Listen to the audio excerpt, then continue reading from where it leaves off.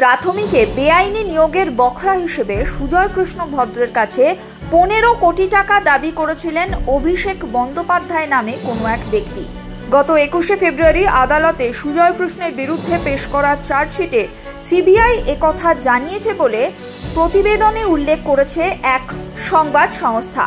প্রতিবেদনে উল্লেখ করা হয়েছে, তদন্তে নেমে সিবিআই এর হাতে একটি অডিও ক্লিপ এসেছে, যাতে সুজয় কৃষ্ণ ভদ্র, কুন্তল ঘোষ, শান্তনু বন্দ্যোপাধ্যায় সহ আরও 2 জনের কণ্ঠস্বর রয়েছে।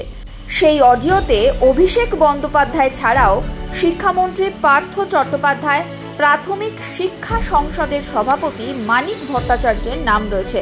তবে অভিষেক বন্দ্যোপাধ্যায় নামে ব্যক্তির পরিচয়ের কোনো উল্লেখ নেই চার্জশিটে। সিবিআই এর চার্জশিট অনুসারে 2017 সালের কোনো একদিন বেহালায় সুজয় কৃষ্ণ ভদ্রের বাড়িতে গিয়েছিলেন যুব তৃণমূল নেতা কুন্তল ঘোষ ও শান্তনু বন্দ্যোপাধ্যায়। সেখানে কিভাবে বেআইনি নিয়োগ হবে ও তার টাকা কিভাবে ভাগ হবে তা নিয়ে তাদের মধ্যে আলোচনা হয়। কুন্তলের নির্দেশে 1 ঘন্টার বেশি সময়ে সেই কথোপকথন রেকর্ড করেন অরবিন্দ, যিনি কুন্তলের সংস্থার কর্মী। এরপর একটি ল্যাপটপে সেটি সরিয়ে রাখেন। তদন্তে নেমে অরবিন্দ এবং সুরজিৎকে সাক্ষী হিসেবে তলব করে সিবিআই। উল্লেখ্য, অরবিন্দ এবং সুরজিৎ উভয়েই কুন্তলের সংস্থার কর্মী। এরপর তল্লাশিতে সিবিআই এর হাতে আসে অডিও ক্লিপটি। সেটির সত্যতা যাচাইয়ের জন্য দিল্লির CFSL এ পাঠানো হয়েছে।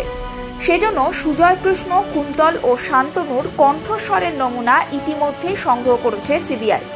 অডিও ক্লিপে শোনা গিয়েছে, সেদিন সুজয় কৃষ্ণ বলেন, এতদিন যে বেআইনি নিয়োগ হয়েছে সেজন্য 15 কোটি টাকা দাবি করেছেন অভিষেক। তখন কুন্তল বলেন, এত টাকা তিনি দিতে পারবেন না, কারণ ইতিমধ্যে প্রার্থী পিছু 6.5 লক্ষ টাকা করে নেওয়া হয়ে গিয়েছে। তখন সুজয় কৃষ্ণ বলেন, টাকা না দিলে ওই প্রার্থীদের নিয়োগ আটকে দেবেন বলে জানিয়েছিলেন অভিষেক। আর যারা ইতিমধ্যে নিয়োগ পেয়ে গিয়েছেন তাদের গ্রেফতার করিয়ে দেওয়া বা প্রত্যন্ত এলাকায় ট্রান্সফার করিয়ে দেওয়ার হুমকি দেন অভিষেক বন্দ্যোপাধ্যায় নামে ওই ব্যক্তি। উল্লেখ্য, এই অডিও ক্লিপটি এখনও বিচারের প্রক্রিয়াধীন। ক্যালকলিং টিভি, কলকাতা।